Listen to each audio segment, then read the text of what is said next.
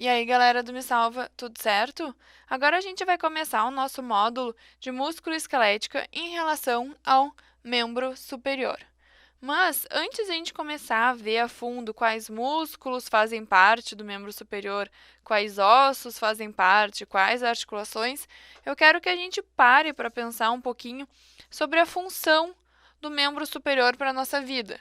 Porque se a gente parar para pensar sobre para que tudo isso serve, fica muito mais fácil da gente entender depois o porquê o músculo é do jeito que é, o porquê da articulação é do jeito que é e para que tudo isso serve.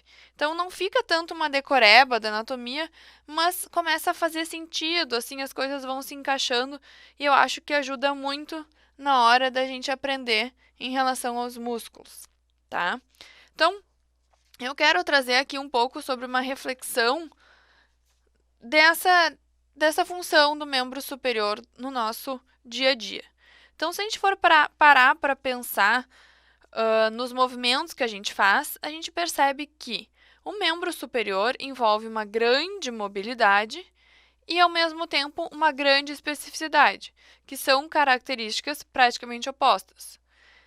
Então, em relação à grande mobilidade, a gente tem os movimentos do complexo do ombro, que nos permitem, então, fazer esses gestos esportivos, como uma raquetada do tênis, como movimentos da ginástica olímpica, como a remada do surf, ou então uma braçada da natação. Já em contrapartida, a nossa extremidade distal, o nosso complexo de punho e mão, vão nos permitir movimentos muito específicos, movimentos de controle fino, como por exemplo, a escrita, o manuseio. Opa, tá virada. O manuseio de uma tesoura, ou então a gente passar o fio dental, ou manusear um hashi para comer um sushi final de semana, ou então manusear chaves para abrir portas. Então, como vocês podem perceber, são características muito diferentes. E em relação, então, ao ombro, a gente vai ter músculos que são maiores, que são característicos, assim, que vão nos permitir fazer esses movimentos mais explosivos, com maior força. Porque a nossa extremidade proximal, então, o punho, o ombro, vai ter que ter, então, essa característica de fazer movimentos rápidos, movimentos amplos, movimentos de força.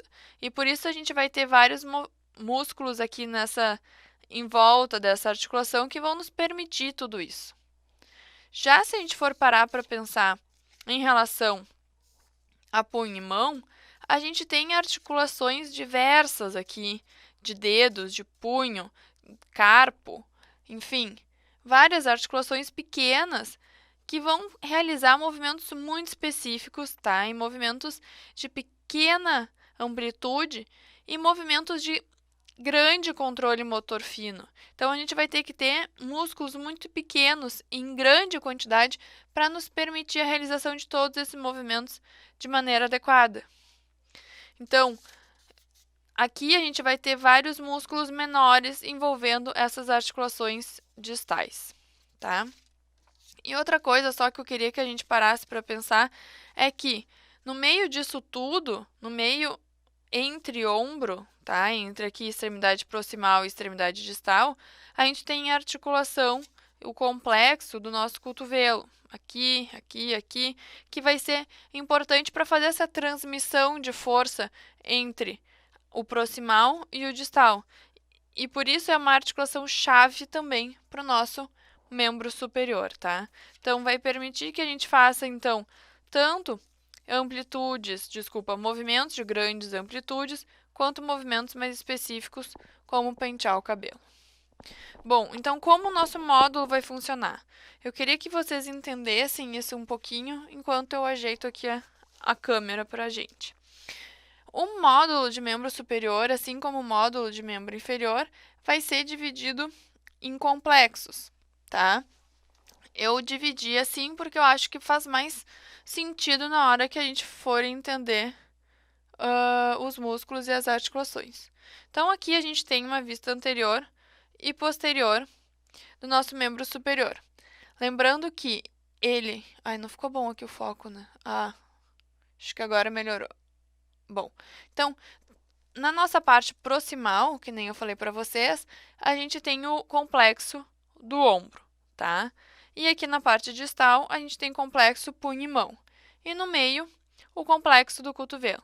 E vai ser assim que a gente vai ter as nossas próximas aulas, tá? A gente vai ver primeiro tudo em relação a ossos e articulações de ombro, depois, desculpem, músculos também, depois ossos, articulações e músculos de cotovelo e antebraço, e por fim, ossos, articulações e músculos de punho e mãos, tá?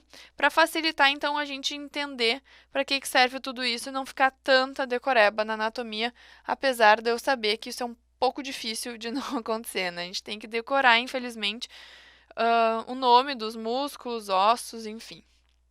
Tá certo? Então, assim que vai ser dividido esse nosso módulo. Então, agora, nas nossas próximas aulas, a gente vai começar em relação ao complexo do ombro. Lembrando, então, que o que é muito importante a gente saber, que eu já estava quase me esquecendo de falar para vocês, que além, então, dos nossos ossos apendiculares, a gente tem o osso da clavícula e da escápula, que são os ossos que fazem parte do nosso símbolo do membro superior, que a gente já viu no nosso último módulo, se eu não me engano, que vai então prender o nosso braço ao eixo. E que então a gente vai ver agora na nossa próxima aula a importância desses ossos aqui e dessas articulações para permitir então uma estabilidade, tá? Proximal, que vai refletir então em todos os nossos movimentos de braço. Tranquilo? Então era isso para essa aula e a gente se encontra nas próximas.